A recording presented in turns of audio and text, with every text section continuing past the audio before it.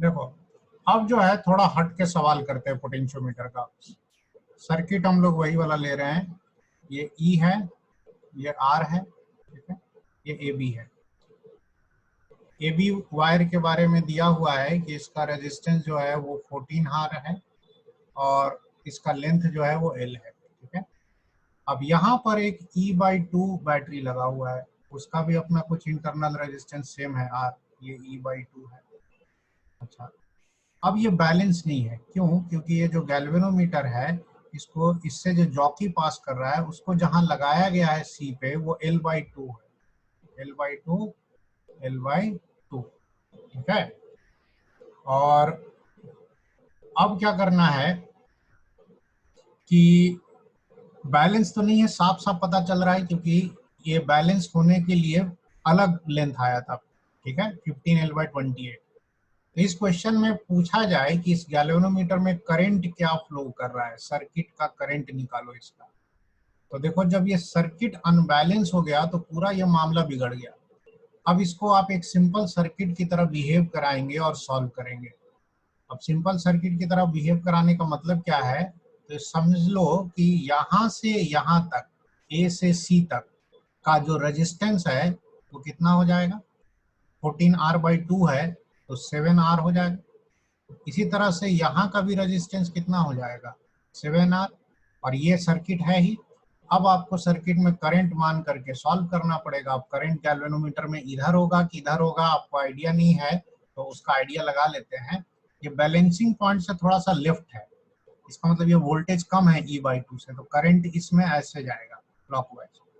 खैर, करंट मानने की बात है, आप मानने को कुछ भी मान लीजिए, मान लेते हैं करंट इधर से आ ही जा रहा है और इधर से करंट जो है वो सपोज कर लेते हैं I1 आ रहा है, तो ये दोनों करंट मिलकर के इसमें जाएगा I+I1, वहां से I1 निकल करके ये वापस अपने में चला जाएगा। अब ये साधारण KVL KCL का सवाल हो गया, और वहां से फिर ये करंट वापस इसमें आ जाएगा।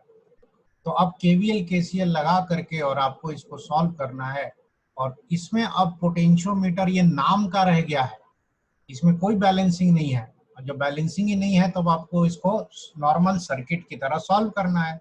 अब सर्किट की तरह सॉल्व करने के लिए इसमें KVL लगा लीजिए। ऐसे दो अननोन है ना, I और I1, एक बार उसमें लगा लीजिए, एक बार इसमें लगा लीजिए KVL, काफी है, उससे आ जाएगा, ठीक है।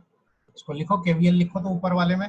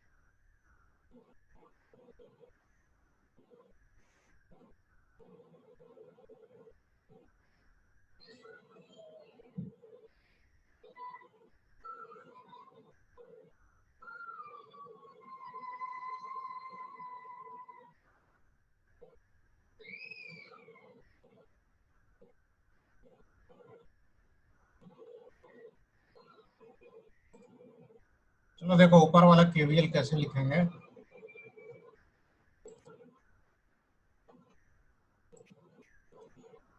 यहां से लिखेंगे तो क्या लिखेंगे, इसमें करंट होगा I+I1, ठीक है, इंटू 7R, IR हो गया। यहाँ पे आएगा तो कौन सा करंट है, I1, तो फिर से I1 इंटू 7R, फिर यहाँ पे गया तो फिर से I1 into R, I1 into R, minus E=0, तो इसको E कर दो। तो यहाँ से आप देख लीजिए कितना आ रहा है, I1 7 और एक 8, और यहाँ पे कितना हो रहा है 7, 15। तो 7IR प्लस 15I1R, ठीक है, 15I1R इक्वल टू E। ये एक इक्वेशन हुआ। अच्छा, दूसरा इक्वेशन यहाँ लगा देते हैं, तो फिर से इसमें चलेंगे तो क्या लिखेंगे, सेम I+I1 करंट है उस वायर में, और रेजिस्टेंस है 7R यहाँ का। गैल्वेनोमीटर का कोई रेजिस्टेंस नहीं, और यहाँ पे जो है क्या लिखेंगे, करंट क्या है I, तो प्लस IR, फिर आएगा माइनस E/2 इक्वल टू 0, तो इसको लिख सकते हैं E/2। तो यहाँ से आपका एक सेकेंड इक्वेशन आ जाएगा, 7 और 1 कितना हो गया, 8IR plus 7I1R, this is equal to E/2। और इसको फुर्सत के टाइम में आराम से सॉल्व कर लेना, तो आपको I और I1 दोनों मिल जाएगा। ठीक है, फिलहाल आपको सिर्फ I चाहिए, नोट कर लो। पहले इसको सॉल्व करना है इस क्वेश्चन को, तो गैल्वेनोमीटर का डायग्राम पहले बना लेते हैं। तो गैल्वेनोमीटर विथ 50 डिवीजन, 50 डिवीजन का मतलब क्या हो गया कि अगर इसका स्केल हम कहीं साइड में ऐसे बना दें, ठीक है, तो इसका जो स्केल होगा वो यहाँ लास्ट 50 डिवीजन तक है। यही मतलब हुआ कि अगर ये 0 है तो ये लास्ट कहाँ तक है, 50 डिवीजन तक है। बीच में कितना आ जाएगा इसके, 25 division with a variable shunt. तो ये गैल्वेनोमीटर मैंने बना दिया, ठीक है। और वेरिएबल शंट का मतलब है शंट इसके पैरेलल में लगता है ताकि इसको एमीटर में बदला जा सके, ठीक है। Is used to measure current when connected in series with a resistance of 90 ohm and battery of internal resistance 10 ohm. Now लिखा है is connected in series with a resistance of 9 ohm, तो इसके साथ सीरीज में एक resistance लगा दिए और उसके बाद एक बैटरी भी लगा दी है और उसका इंटरनल रेजिस्टेंस भी है। तो ये 90 हो गया, ये 10 हो गया, और ये आपका वो ईएमएफ हो गया, ये लग गया। ये पूरा सेटअप आपका एमीटर है, ठीक है। Now it is observed that when the shunt resistance are 10 and 50, deflection are 9 and 30 division. जब शंट की वैल्यू 10 ओम थी यहाँ पर, ठीक है ना, 10 ओम, तब उस समय यहाँ पर जो डिफ्लेक्शन है वो कितना डिवीजन दिया है, 9 डिवीजन। तब डिफ्लेक्शन आपका था 9 डिवीजन। और जब यही शंट की वैल्यू 50 हो गई, ये चेंज किया, तो डिफ्लेक्शन गैल्वेनोमीटर में 30 डिवीजन आया। अच्छा, ये 50 डिवीजन है, 50 डिवीजन पे जो करंट मेजर करेगा वो IG होगा, मैक्सिमम करंट।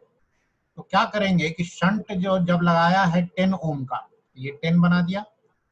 डिफ्लेक्शन 9 डिवीजन का मतलब है कि इसमें जो करंट आई गया है गैल्वेनोमीटर का, वो आई कितना होगा, तो देखो 50 डिवीजन पे IG था, तो ये हो जाएगा आपका एक तरीके से 9/50 टाइम्स ऑफ IG होगा, ठीक है। ये इसमें करंट गया है, तो इसमें भी कुछ गया होगा, I0 मान लो या I1 मान लो, और इधर दोनों का सम होगा, ऐसे करंट जा रहा होगा। तो कह रहा है what is the resistance of the galvanometer, resistance निकालना है इसमें गैल्वेनोमीटर का, ठीक है। तो ये कैसे निकाले, full scale deflection of the current कितना दिया है, 200 मिली एम्पियर। तो 200 मिली एम्पियर का मतलब हो गया, इसको 200 से मल्टीप्लाई कर दो, तो 4 इंटू 9, ये 36 मिली एम्पियर अभी इसमें करंट जा रहा है। तो ये करंट आपको पता हो गया, इसका रेजिस्टेंस नहीं पता है, ठीक है, और एक ई नहीं पता है। तो एक इक्वेशन हम यहां से बना सकते हैं, कैसे, जो इसका करंट है आई हमें पता चल चुका है, तो हम लिख सकते हैं I into R is equal to 10 into I1, एक इक्वेशन, ठीक है। इन दोनों का पोटेंशियल बराबर।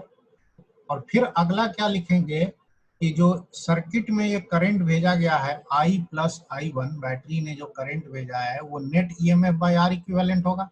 तो नेट ईएमएफ ई हो गया, ठीक है। और आर इक्विवेलेंट जो होगा, आर इक्विवेलेंट कितना होगा इसमें, तो देखिए आर इक्विवेलेंट हो जाएगा 90 और 10 आपका 100 है, तो ये तो ऐसे ही रहेगा, प्लस इन दोनों का इक्विवेलेंट, तो पैरेलल में है, तो 10R बाई 10 प्लस R, ठीक है। ये हो गया दूसरा इक्वेशन, ठीक है। अब इसी तरह से आप सेकंड केस को निकालेंगे। ये आपका केस 1 था जिसमें शंट दिया था 10 ओम। अब हम लोग केस 2 को इसी तरह से निकालेंगे।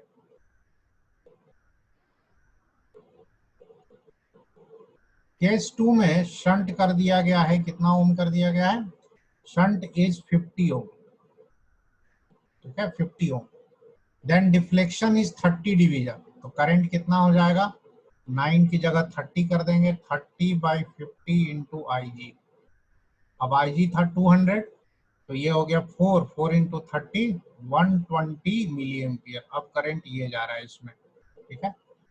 तो अब जो नया सर्किट बनेगा उसमें बस ये जो यहाँ 10 है वहाँ 50 आ जाएगा, और यहाँ I1 की जगह कुछ और मानना पड़ेगा, क्योंकि इस ब्रांच में करंट चेंज हो चुका है। तो इसको भी हम I तो नहीं मान सकते हैं, नया सर्किट आपको फिर से सेम बनाना पड़ेगा। तो नया सर्किट सेम बनाते हैं फिर से।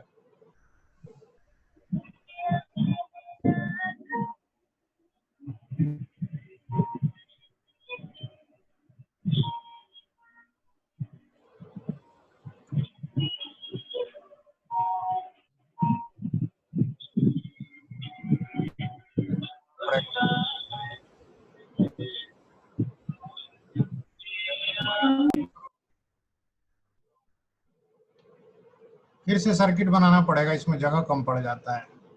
ये गैल्वेनोमीटर हुआ, इसका रेजिस्टेंस R है, इसके साथ शंट है 50 का, ये रेजिस्टेंस है, ये बैटरी है, ये इंटरनल रेजिस्टेंस है, और इस तरह से ये सर्किट है। ये 10 हो गया, ये E हो गया, ये 90 हो गया, ठीक है। और इसका करंट, अब ये जो I है ना, इसको I डैश मान लेते हैं, I डैश। इसी तरह से इसमें भी जो जाएगा वो I1 डैश होगा, ठीक है। तो अब फिर से यही सेम इक्वेशन लिखेंगे, तो इस बार सेम इक्वेशन लिखेंगे, यही दोनों सेम इक्वेशन, और फिर उसके बाद सॉल्व करेंगे।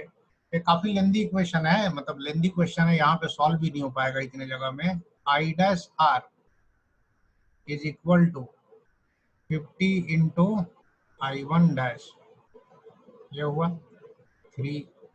उसके बाद यहाँ पर जो नेट करंट जाएगा I dash plus I1 dash, ये हो जाएगा E बाई, फिर से सेम चीज होगा, इस बार आ जाएगा 100 प्लस 10R की जगह 50R बाई 50 प्लस R, ठीक है।